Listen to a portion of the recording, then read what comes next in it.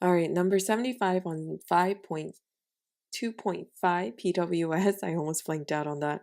Write expressions for perimeter in the area of the algebra tile shape. Then simplify each expression by combining like terms. So let's go ahead and start with the area. Area is the easier part to algebra tiles shape. So let me change the color on this to black. So if we were to find area, we would take the square and the two rectangles and the 1 unit block and add them all up. Pretty easy, right? So what's the square? The square is written with x squared. And the two rectangles are x's, so it's 2x, plus the 1 unit at the end, so it's plus 1. So the area of this set of algebra tiles is x squared plus 2x plus 1. Okay? So it is simplified to the lowest terms. There's no other x squares that we can combine together, and there's no other x's that we can combine together other than the two that we already combined, and then there's 1. Okay. Now perimeter is a lot more trickier. So I'm going to go ahead and erase this so we can try again. You need to label every side of this complex shape. So to label each of the sides, you have to know what each of the tiles are made out of. Well, this one is easy. If this is a 1 unit tile, this is 1 by 1 by 1. And on the inside it's 1, but we don't need to figure out this side because it's a perimeter. We don't need to figure out the inside part. So it just needs the 3 ones on the outside. If I continue going clockwise directions around this complex shape, this part right here would be x, because each of these x tiles is 1 by x, which makes the area a single x. And another part right here will be another x, because this x squared multiplies x, this x, times this side, which is also x. So x times x gives you area of x squared. So we call this the x squared tile. If this is x and this is x, then the top part right here will also be x, since this is a square. Okay, and then this part right here, I'm skipping this part for a second right here. Let me highlight which part I'm skipping. I'm going to skip this part for just a moment. I'll come back to it, and I'll go ahead and tackle this part first. From this side, left side to the right side, the length of that is x, and then to the right of that will be also 1.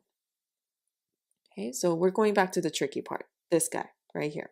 Okay, so if we were to look at this part right here, let me go ahead and erase that so it's not so messy. From here to there, it's not an entire length of x that's actually showing on the outside. There is a part of x, but there's also this much missing from the x side.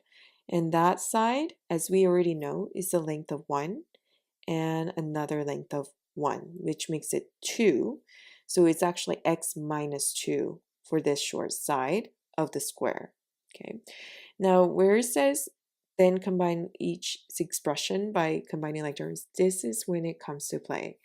So when we do perimeter, we're going to be adding up all the sides, right?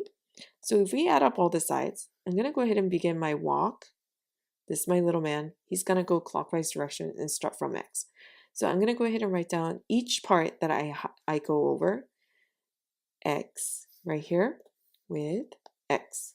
And then if I go down, that would be plus x minus 2. Then if I go to the right, it'd be plus x.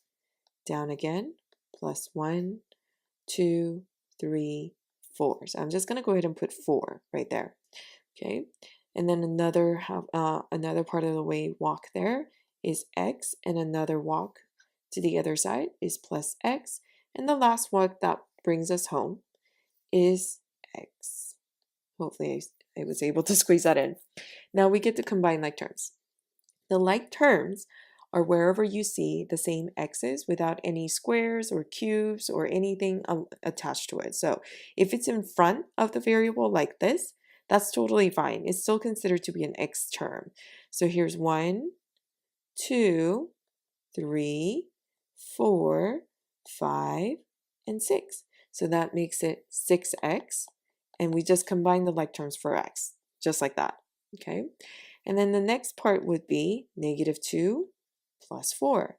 So what's same signs, then you add, different, you subtract. So if they're different, we subtract 4 minus 2, and we get 2. Is it positive or negative? And it looks like we have more positives, so this should be 6x plus 2 for the perimeter of this shape. And that's it. Hopefully this helped. We will continue trying out the other side. I will give you some of the problems little by little. Hopefully, I'm not going to be able to give you all of the questions and answers in the other video, but hopefully those videos will help. Good luck with the rest of the worksheet. Please make sure you turn this into yourself before you leave today. Okay, thanks.